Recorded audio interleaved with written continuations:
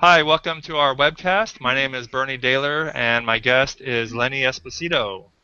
Hi, Thanks for Lenny. having me on. Thank you for having me on, Bernie. Appreciate it. I'm a former evangelical Christian, and I actually even preached the gospel at one point on the internet and TV. And Lenny is a evangelical Christian apologist, and so we're just going to have a little free-flowing discussion.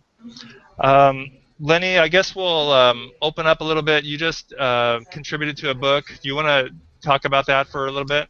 Yeah, thanks so much. The book is called True Reason, answering, basically confronting the irrationality of the new atheism. And it was written initially in a response to kind of some of the movements that were going on where folks like Sam Harris and Richard Dawkins and others were claiming to have the high ground on rationality. And we wanted to say that not only are there good reasons for Christianity, we think Christianity offers some of the best reasons for a thoughtful life. And that's what the book's about. We have contributors from folks like William Lane Craig, Sean McDowell, Timothy McGrew, Carson Weinauer, Tom Gilson, and many others who have put together 18 chapters basically on the different arguments that are popular against by the new atheists against Christianity today. I contributed to one of those chapters. The chapter that I contributed to was the argument from reason, that the rationality of basically the idea that reason itself must be grounded in something other than naturalism. So, but it's coming out in just a couple of weeks, and we're excited to see it. So. Okay, so if you ordered on Amazon, you're not going to get it for a couple of weeks, then? Yeah, the release date is March 1st. They may do a soft, shipment early, but we're waiting any day now. So. You mentioned the atheists claim to have the high ground on what was it on? Rationality, yeah. Rationality. Yeah, I would definitely agree with that as an atheist. I think we do have the high ground. So Okay. what do you have to say? And so you wrote the chapter on the argument from reason, which Right. I was going to say I've never heard that before, but it sounds like Plantinga's kind of argument. Planting has offered a version of it. C.S. Lewis really popularized it first, and Victor Reppert has done a lot of work in this area, and others. Basically, the idea is that if all consciousness is, or if all our conscious experience is based in physical processes, if our brains are nothing more than the grand result of an evolutionary process, then our brains are those kinds of things that are created in order for the organism to best survive. If I understand the neo-Darwinian concept of evolution as we hold it today, as most people hold it today, the idea is that there's blind indifference as to what kind of mutations happen. The only mutations that stick around are those that prove beneficial to the organism in the sense that it allows the organism to survive and reproduce. I think that's fair. Okay, sure. So what's the problem, though? Well, the problem becomes in the fact that survival value doesn't care one whit whether its beliefs are true or not. Oh, see, there's a major point of disagreement right there, then. Okay, well, let me kind of unpack this a little bit more. Maybe you can understand it.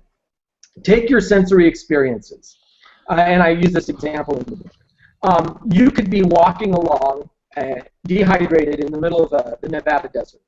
By the way, your sound is really breaking up. I don't know if there's some kind of major static. Okay, let me see if I can get a little closer. That might help. So, if you're walking in the Nevada desert and you look in the distance and you see a pool of water, your survival instinct would say go towards that pool of water. That's an appropriate thing to do. So that's what you would do. But when you get there, that same sense, your vision, would then say, hey, there's no water here. So you have the same source data, your senses, your eyes. When you're in one spot, they say water's there. When you're in another spot, they say water isn't. See, so just because your sensory value is giving you an input doesn't mean that that's correct. Now, the problem becomes if your mind, if your brain is all that you have to reason with, your brain has developed much in the same way your eyes have. And it could give you a false impression that may help you survive, but yet may not be true. For example, if you were to go, I don't know, running, and you think running is the right thing to do because it exercises the heart and gets you in shape, you know, that may offer an opportunity for you to live longer. Or you could say, well, I go running because I'm faster than the fat spirits that attack my body. And as long as I'm running, I'm escaping the fat spirits, and that's why I live longer. Doesn't matter which belief you have, the outcome of you running would be that you live longer. So survival is not necessarily equal to truth value. Survival only means that you've chosen an option that allows you to survive. Okay, well, and that's the problem. All right, well, let me give you, I mean, to me, the solution is actually very simple, so I don't really see what the problem is.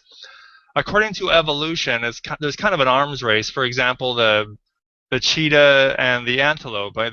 The antelope gets faster, so the cheetah gets faster. The cheetah gets longer teeth, you know, and so there's like an arms race in nature. Now, the brain is one of those organs that is actually in an arms race also, and you know, animals are always after each other. So the smarter animal is the one who's going to be able to outwit the other one. So with humans, you know, this is why when we create new technology, one of the very first things we do is weaponize it, because if we don't, we can get destroyed by our enemies. And when you so all this new technology, for example, nuclear technology, space technology, all of this stuff, it gets weaponized because that's our number one thing. It's an existential threat to our survival. So, and this is why science is so powerful, because science gives us a method to know what's real by independent observation. Other people reproduce the experiment, and also removing subjectivity. For example, in a scientific experiment, they'll never say, like, does this look like it's red to you or blue to you, because it's too subjective. Instead, they'll measure the wavelength of light and say, like, well, this is giving off a frequency of that, or this frequency. That way it's more exact. So science is basically in the business of removing subjectivity to remove all that problem. It's a tool we have developed, and the reason why it's so powerful and we know it's good is because it works. Well, I don't discount science and the fact that it works. The problem is that we assume that what we're talking about are true values, and the question from a philosophical standpoint is, how do we assume that if our consciousness is nothing more than a physical process, a chemical process? You don't mix chemicals together and get truth. In other words, the physical sciences are kind of cause and effect, but they're just mechanics. They're not vested with truth value. Okay, but see, nobody is saying that the chemical processes are generating truth, but the brain works by chemical processes.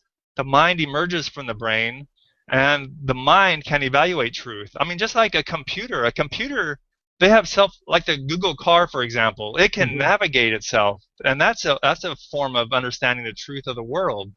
It can go in unknown territory and figure out where to go, and those are all total physical. There's nothing supernatural there going on. Right, but it doesn't necessarily mean that the computer has any clue as to what truth is. The famous example was by philosopher John Searle. He gave this Chinese box analogy, where he says, what if imagine you're an American locked in a box. Box is filled with books. You don't read a lick of Chinese. You know the door has 2 slots, and every day in one of the slots comes a card. Card is filled with Chinese symbols, right? You have no idea what those Chinese symbols say, but you do know that if you look up a book and you look up the symbols, it gives you a second set of symbols to write down below it. So the Chinese symbols are on the top, you find that passage, you write down the second set of Chinese symbols on the bottom, and you stick it through the second slot in the door, okay? You have no idea what you've done.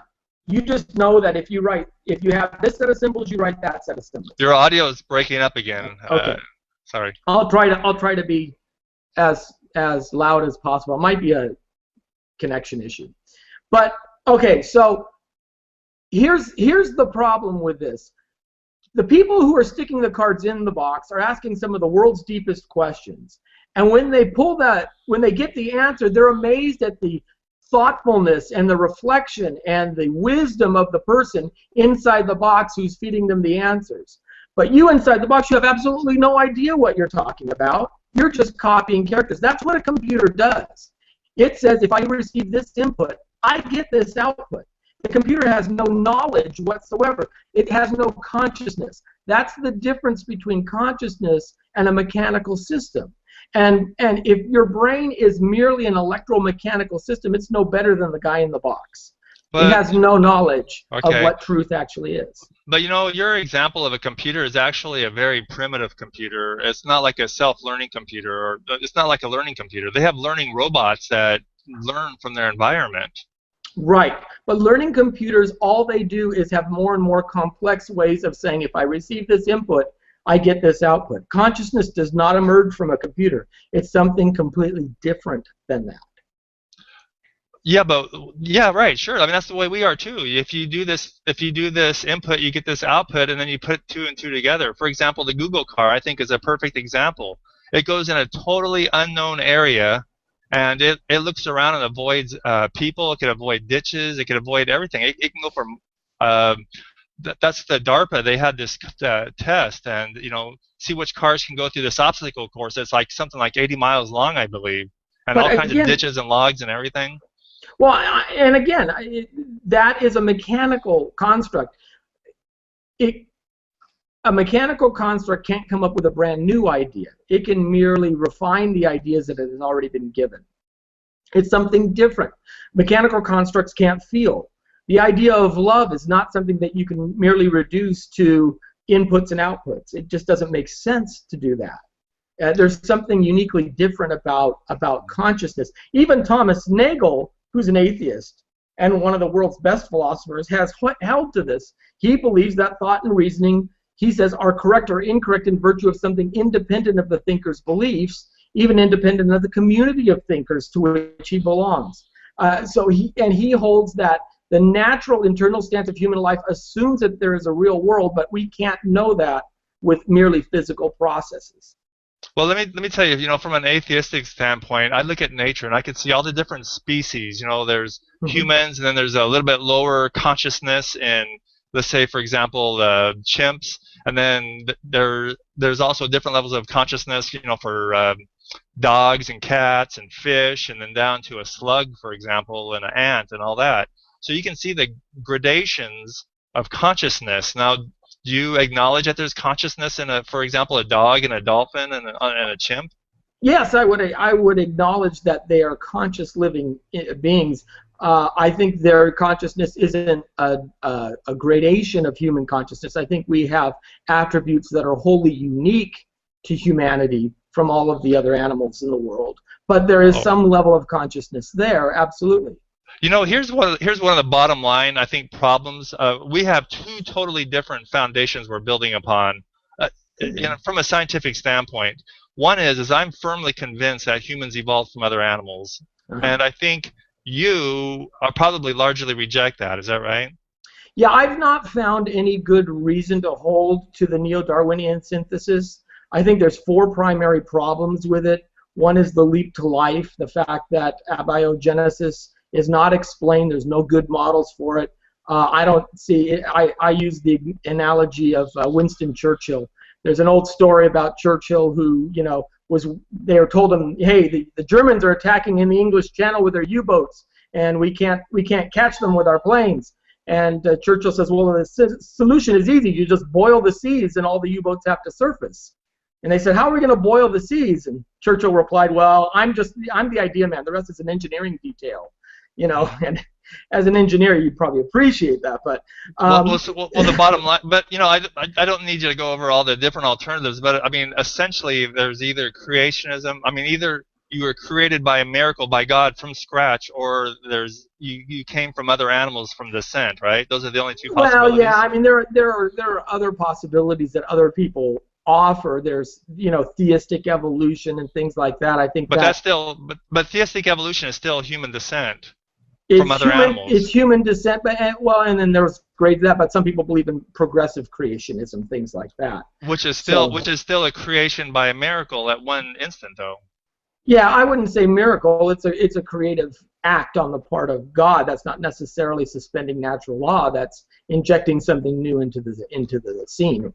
So, well, for example, the old Earth creationists. We know reasons to believe in Fazil Rana and stuff. I mean, right. So that's what you're talking about, progressive creationism, where basically at some point God said, "Okay, I'm going to make humans now," and He did it from scratch. Yeah. Well, yeah. I mean, however he did it. Yeah. Right, but it wasn't a human coming from the birth of any other animal. Yeah, I don't. It's not necessary for me. I mean, that's a side point, but it's not necessary to posit that a human was birthed from another animal, or that I don't believe that there was a natural process that spawned humanity. Like I said, I believe that humanity was specifically a unique creation of God. I do hold to that. So, but Lenny, one thing I've said, I just get your reaction on this. This could be kind of inflammatory, but I believe that as an apologist, you're not even in the game until you could accept evolution. This is people like Dinesh D'Souza and William Lane Craig. They won't argue evolution because of the evidence for it. And so until you get there, you're not even up to modern science standards. No, that's not true. That's neither true nor factual. Yes, Craig won't argue evolution, but he doesn't argue. As a matter of fact, he had a debate against Francisco Ayala on the concept of human evolution. I think he holds to something akin to Stephen Meyer when I've talked with him, and Meyer has written 2 great books, Signature in the Cell, and then lastly Darwin's Doubt, talking about the Cambrian explosion. But evolution as a theory really only works at the 30,000 foot level. In the details, it really has. There is no model. There is no model to say how do you go from what kind of genome changes happened in order to make the whale go from a land-bearing creature to a sea-bearing creature. Where did the genome actually change? How did that happen in the span of time that we know that the genome changed, given that whatever it is, the 5 to 7 million years the fossil record shows for that? Richard Sternberg has done a lot of work in that area. How do we get from scales to feathers if dinosaurs are supposed to be the progenitors of birds? How did the genome actually change? There's no models for that. Those don't exist. Okay, there's a missing mechanism there. Well, let me give there's a real simple answer here. Evolution is both a fact and a theory. The fact is that it happened, that humans evolved from other creatures, and all species came from other species. The theory is in how it happened. For example, Darwin didn't know anything about DNA, and he actually thought that everything came from descent, whereas now we know there's other mechanisms such as horizontal gene transfer, which has nothing to do at all with descent. So there's a lot of factors that are still being discovered, and this is how it happened. But the fact that it happened, let me say this too. The fact that it happened could easily be seen in the DNA. There's a field called genomics where you look at the different species, and for example, the whale and other land animals, you look at the DNA sequence and you can see how they're related. And so it's so obviously they're related, or else if God really did create these individually, then he's trying to make it look like they're related. So he'd be a deceiver God, which would be... Not necessarily. I mean, 2 different builders can build 2 different buildings using the same kind of main blueprint. I mean, builders don't change the way, I don't care who the house builder was who built your house. I don't know. But I bet you he laid his studs 16 inches on center, just like my house builder laid my house. I mean, the fact that you find a good design and you use it over and over again neither proves deceit nor does it prove common descent. It merely proves that it's a good design and we keep using it. Okay, but the issue isn't the design is similar. The issue is basically seeing the footsteps of descent. For example, pseudogenes. And I think I mentioned before, there's a scientist named Dennis Venema. He's an evangelical Christian, and he has a long YouTube series on this going over all the DNA evidence. But it's kind of like, for example, somebody saying like, oh, I teleported to my house from my work. And it's like, wait a minute, we see footprints in the snow leading up to your door, and we have tire tracks in the driveway, and it's like, oh yeah, well, that doesn't prove anything. But no, it does prove something. So these footprints are in the DNA. But again, I think there's a lot more that we don't know than we do. We're finding out just recently that things like junk DNA aren't junk at all. Those pseudogenes, I think, can be carried by common viruses. I mean, there's all kinds of things that we just don't know yet. And yeah, genomics is not my field, so I don't want to speak too deeply into it. But I will say that without a model to say that it's a fact, that's a huge stretch. I mean, that was the same response that was given in the 1920s and 30s about the universe being an eternal universe, a steady state theory universe. I mean, it was just fact by most of the scientists of that day. And it just didn't make sense, though, because when you find out that the stars are actually, expanding away from one another, so that the idea of the universe lasting in an eternal state just doesn't pan out. So I would be very careful claiming that evolution is that grounded in fact when there's no model for how it happens. I mean, this is the way science works. It's almost like you're saying, cold fusion. Right? We did the tests in the lab and we found cold fusion. Well, yeah, but if you can't replicate it, if you can't make it happen again, if you don't know the exact way it all works, how can you really call it science? But the thing with replication is you can never replicate DNA or evolution because it happened in history once, and if you rewound the tape, it could happen differently. So, for example, if they actually could discover how to make life from non-life in the lab, that is still just a hypothesis. We just know that's one possible way. We don't know if that's the actual way it happened. So even then you can say like it's just an idea. Well, and they haven't been able to even come close. It's not even in the ballpark yet. They're not even at the starting line on that one. Richard Lenski is doing a lot of great work with E. coli bacteria, tracing their evolutionary development, because E. coli is one of the bacteria that reproduce the fastest. So he has. And what he's finding is that it takes about 30,000 generations before you get any appreciable change. Well, if you map 30,000 generations out on a larger mammal species, a dog or a human, you run out of time, even with a 4 billion year old Earth. 30,000 generations, that would be from the first life until us now. There's just not enough time for it to happen. Looking at how fast genomic or genes will mutate and create those new random generations. Well, those are just things we're still trying to figure out in science. I mean, for example, I can tell you as an engineer. But that's not fair. You can't wipe away the problems and only focus on. No, let me give you an example. As an engineer, you can have a problem with a laptop that has an intermittent memory problem. But when you do debug, you can actually write a program. If you think, let's say that memory is in a certain area, you could hammer that one little area, and then you get the problem just like every second you can get it, and then you can put it on an oscilloscope or something and look at what's going on.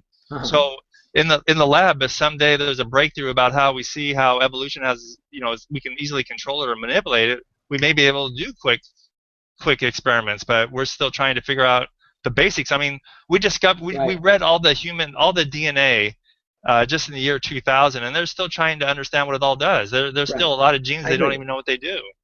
I absolutely agree, and that's why this theory everyone should hold it tentatively, because there's more question marks than there are certainties. No, but and as a fair scientist, any fair scientist would say we have to hold these facts that we learn tentatively, because we're trying to figure them out, and we may discover something tomorrow that overturns the apple cart again. Well, definitely all science is tentative, but the point is, I still believe that the DNA record in the field of genomics shows how everything is related through footsteps of descent. For example, the genes, I mean, they're obvious pseudogenes. There may be a use for it. For example, I have a shed in my backyard. This is what the scientist says, the Christian scientist. I have a shed in my backyard. That has a certain purpose I made it for. If that thing burned down, you can come back 20 years later and still see there's some kind of purpose for it. Like maybe the birds are making a nest out of it, or the snakes live in there, or something made a use out of it. But that doesn't mean that that's the purpose of it. And so, for example, right now we can't make our own vitamin C in our body because we have a chopped up enzyme for vitamin C. Well, gorillas have the same problem. But when you go down to other life forms, you can see the correct gene code, and it works for them. So because our gene code is hacked up because of copy errors, we survived without it. We didn't need it. So that's an example. I mean, for the olfactory senses alone, the smelling ability, there's supposed to be like thousands of pseudogenes. I mean, the body is there's just many thousands of junk in there. So I think it's definitely there's junk in there. Well, you can probably, I think you can build a human. You could probably build a human out of clean DNA without all the extra garbage in there. It'd be a lot more efficient. Well, and we don't, like I said, we're finding out that junk DNA is actually performing purposes. It's the idea of how the protein folds happen and things like that. There's a lot of secondary structures, and again, it's not my field of expertise, but there's a lot of data that's just finding out that this junk DNA isn't as much junk as you thought after all. But what we do see is most of the mutations that you talk about, even within genetics, don't lead to a new feature. They lead to either a breakdown or a missing feature. In other words, they're either detrimental or neutral. They're not adding new information to the organism. That's the thing I've never seen. I've never seen a mutation that actually adds new abilities. It may reduce the ability of, say, this E. coli to be able to block citrate, and so it can absorb citrate, now it can eat it, things like that. But it's not, we don't see these mutations that say, okay, you used to have legs, now you have feathers, or now you have wings, things like that. To build new processes, whole new areas of a organism is much more complex than I think is being represented in the study at that time. Well, I agree. I think the trying to figure out how new things arise is a big weak spot now. Trying to figure that out, or a weak spot in our understanding, scientific understanding.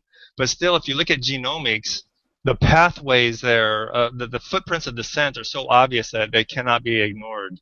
So, I'll put a link in the video here to Dennis Venema, who's a Christian evangelical in science, and he has a tutorial on this on YouTube, and it's for the layman, and it just goes from A to Z on all the evidence for DNA, just for people who want to see that.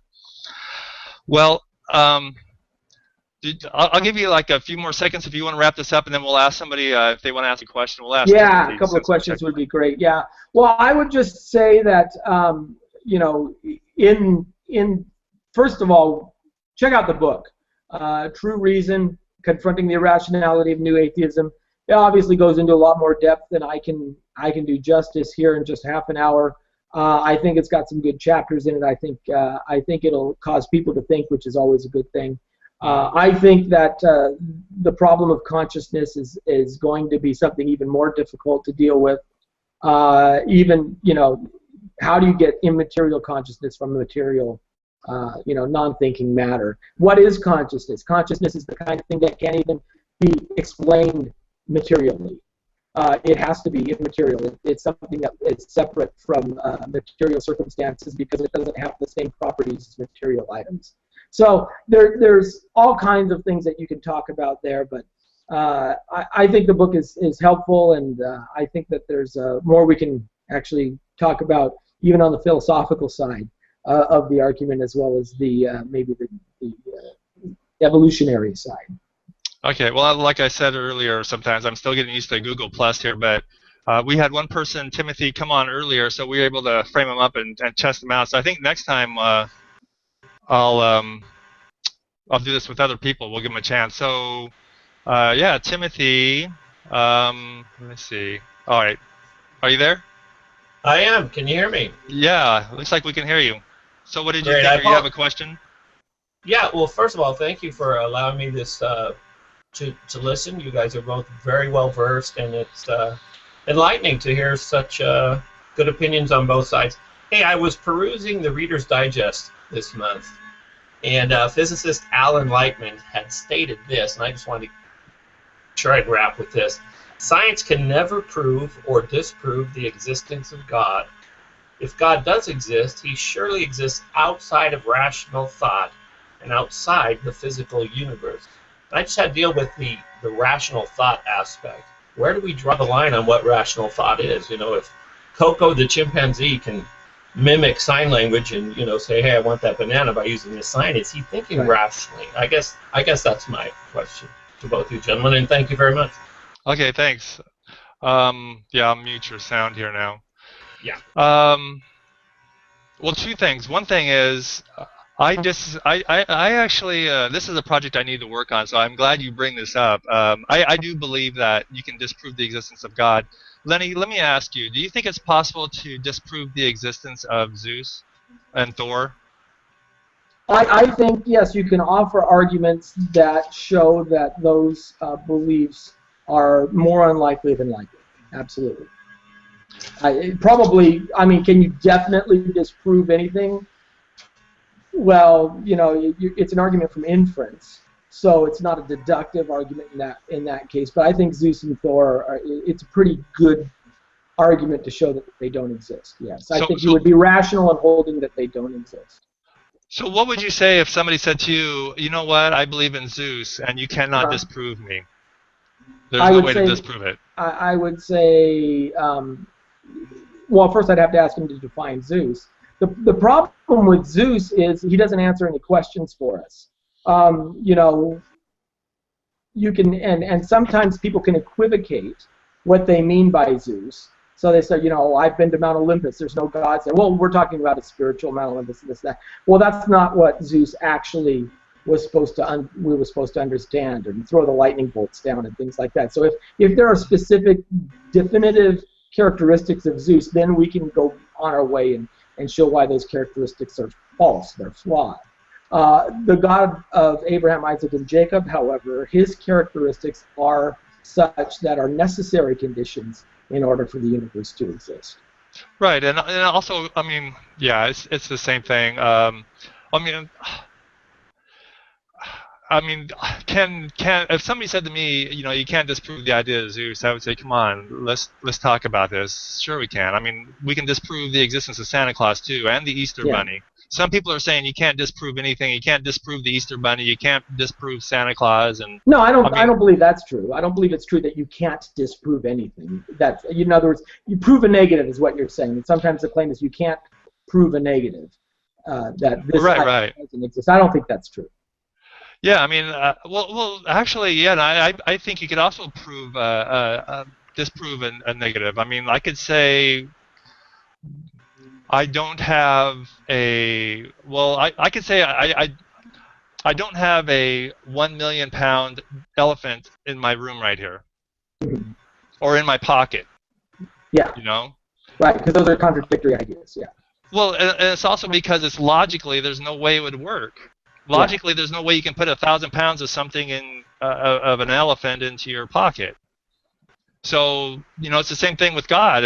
We're going to talk logically, So anyway, what was the second part of the question? Do you remember? Oh, sorry. Well, and Tim was asking about the idea of the rationality of God, but God actually answers problems. He actually solves problems in terms of rationality, like the infinite regress issue. There has to be a start to everything. Something can't come from nothing, so we need an uncreated creator in order for that to happen. So the idea that things that begin to exist have causes. The idea that the universe let's just talk about one of those. Something from nothing. Why isn't it special pleading to say everything has to come from something except for God? It's a special case, for God. Because again, we're not making a special case. We're defining our terms very clearly. Only things that have beginnings have to have an origin for their beginning. Similarly, only things that have two lines coming in at something other than parallel will have angles. If I said, go to the corner of a circle, that doesn't make any sense because circles by definition don't have corners. Right. Well, only things that have beginnings have a creator. God doesn't have a beginning. So. Okay, I understand that, but why do you think something could exist without a beginning? Why not? Something has to exist without a beginning, otherwise we'd have nothing at all. That's the whole point. Nothing out of that's nothing, nothing comes. It just, I mean, because we have us, because we have the universe, there had to be something that created it. It's no, just no, okay, wait, otherwise we're falling into an infinite regress. Why can't the universe like the multiverse theory, why can't matter be eternal? Why can't matter always come from, why can't this universe be birthed from something else just all the way back to infinity? Because that's an infinite regress, and an infinite regress answers nothing. It's the Earth on top of a turtle, on top of an elephant, on top of a turtle, and you ask, well, what's the turtle standing on, right? This is the famous Bertrand Russell thing. And well, what's the turtle standing on? Another turtle. All you're saying is but isn't that what you're saying for God? It's the same thing. You no. go back, I mean, what was God doing before he did this? He was doing something else. Well, he wasn't doing at all, because time itself didn't even exist at that point. That's why God is defined as a simple being. But how could God ever come to say, you know what? I have an idea. I'm going to make the whole universe. In fact, I'm going to make time. How could there be a time when he makes time if time didn't exist? Well, anytime. Again, time is just a succession of moments, and at the point where God decides to create, this is what philosophers call, it's a logically prior position. It's not a temporally prior position. God chooses to create, and then that happens.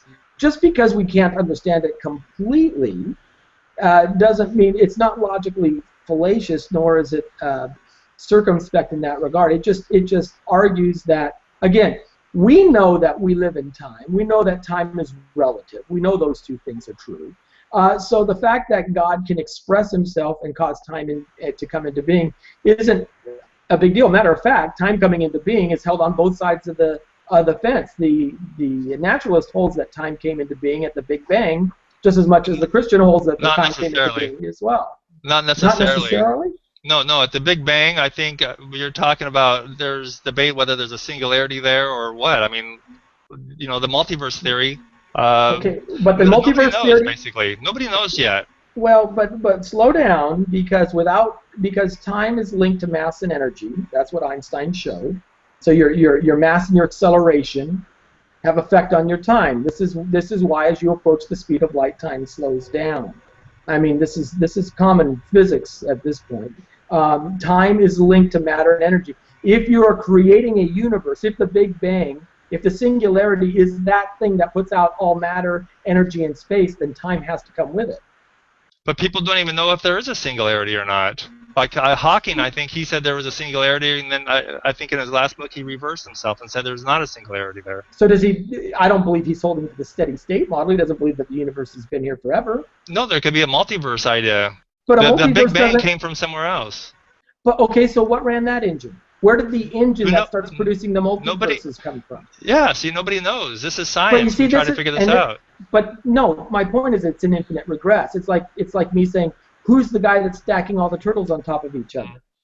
If you're saying that the universe created other universes, you got to say, well, where did that one come from? It still doesn't answer the question. Here's the bottom line, though. The bottom line is everything. Essentially, there's really two choices. Everything came from something existing eternally, or everything came from nothing. Okay. And so those are the two ultimate choices, and the point is neither one of those makes sense to us, because in our experience we don't know of any cases whatsoever of anything eternally existing, such as God, and we don't also know of anything coming from nothing. So both cases to us don't make sense. Well, no, I wouldn't say that. I think that it's natural in all of humanity that they know that there is some kind of a creator out there. I mean, this is through all of human history that we've held to that. So to say that that's not known, I don't think is. I mean, I think that's begging the question. I think that we're born with that. We assume that. That's just the reason. Why do people believe in God? I mean, that's a whole different topic. Why did humans come to make up God? I mean, that's a different argument. That's a whole different.